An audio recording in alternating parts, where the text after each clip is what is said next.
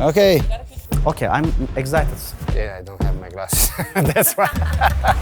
So what are the three main ingredients of a successful partnership? Trust and openness.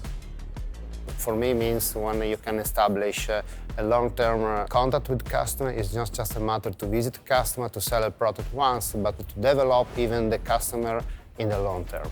It should be a long-lasting relationship. We are also trying to achieve process optimizations on a long-term basis. They feel that they can rely not only in the product, but also to make them confident about our support.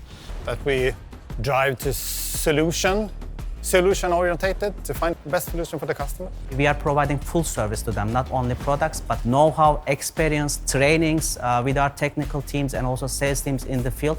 So this is how we support them. Successful partnership, I think trust. When both sides have at least best interest of the other company in their minds.